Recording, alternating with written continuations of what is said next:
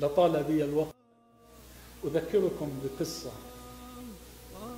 أطمئن لها، وأظنني حدثتكم عنها منذ 20 سنة. قصة رجل ابتلي بالدين،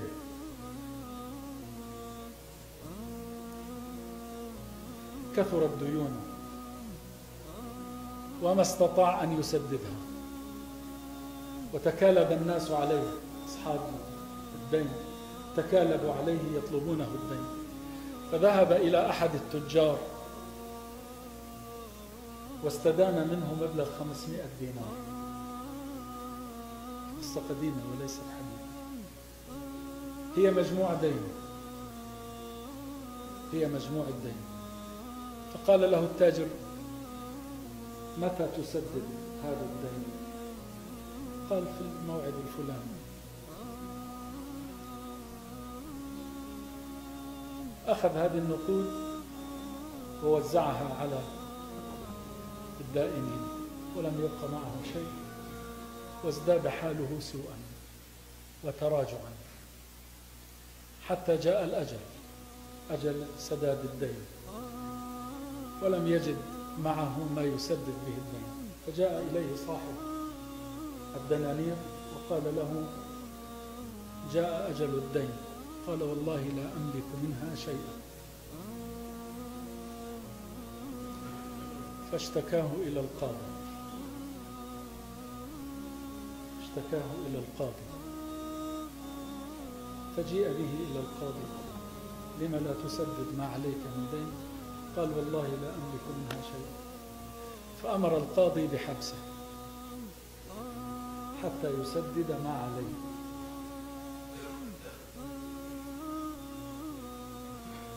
قال: يا سيد القاضي، أمهلني للغد حتى أذهب إلى عيالي وأخبرهم وأودعهم ثم آتيك. قال: وما الضمان أن تأتي في الغد وقد حكمت عليك بالسجن؟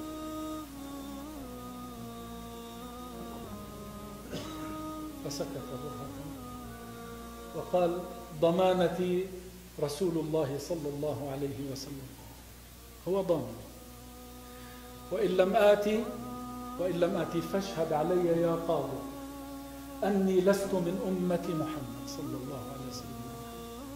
كان القاضي فيه مسحة من صلاح وعرف قيمة هذه الضمانة، فتركه على أن يعود في الغد. فذهب هذا الرجل إلى زوجته وقال لها: حكم علي القاضي بالسجن. قالت: وكيف أطلقك؟ قال: أطلقت بضمانة رسول الله صلى الله عليه وسلم. قالت له: وقد ألهمها الله، طالما أن رسول الله صلى الله عليه وسلم هو ضمانتك، فتعال بنا نصلي على رسول الله. فجلسوا يصلون على رسول الله. شوفوا كيف تنفرج الكرب وتنحل العقد.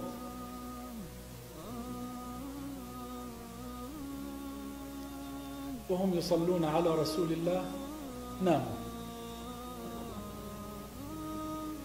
فرأى رسول الله صلى الله عليه وسلم في المنام.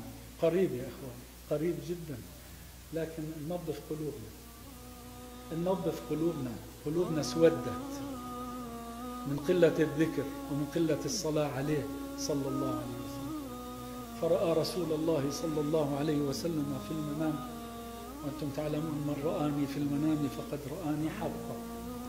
قال له: يا هذا، إذا كان الصباح فاذهب إلى الوالي، اذهب إلى الوالي وقل له أن يسدد عنك دينك. أقرئه مني السلام وقل له: يقول لك رسول الله صلى الله عليه وسلم: سدد عني ديني لفلان. فإن لم يصدقك فقل له: معي علامتان. قال: ما هما يا رسول الله؟ قال: قل له: إنك أيها الوالي تصلي على رسول الله صلى الله عليه وسلم في الليلة الواحدة 1000 مرة، وفي الليلة الأخيرة أخطأت في عدها، وأخبره أنها قد وصلت كاملة. ما كملش 1000. إشارة للبني.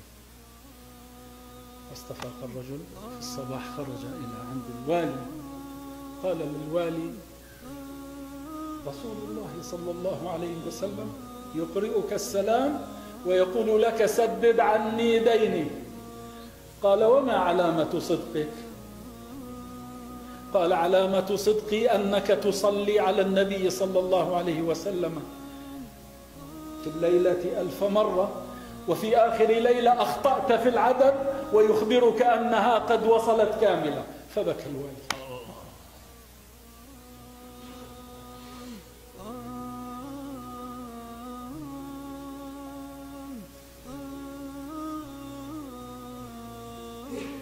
فأعطاه 500 دينار من بيت المال، وأعطاه 2500 دينار من ماله الخاص.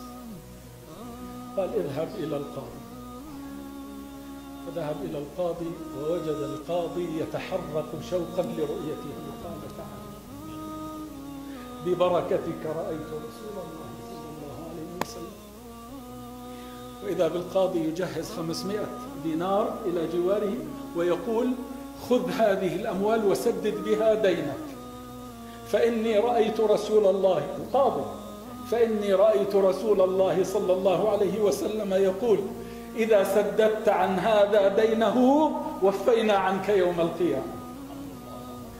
وإذا بالباب يطرق، وإذا بصاحب الدين يأتي يقبل الرجل ويقول: تعال، ببركتك رأيت رسول الله صلى الله عليه وسلم يقول لي: إذا عفوت عن هذا عفونا عنك يوم القيامة، وهذه 500 درهم أخرى هي لك.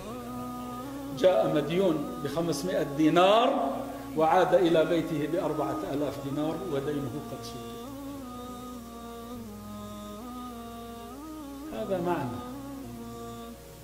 هذا معنى من معاني الصلاة على رسول الله. ليس فقط من أجل الآخرة، من أجلك. هو لماذا سجد؟ رحمة بك، رحمة بهذه الأمة، من أجلك. عند كل شدة، عند كل مصيبة، لو صارت هذه ثقافة اجتماعية، الصلاة على رسول الله، لو صارت ثقافة اجتماعية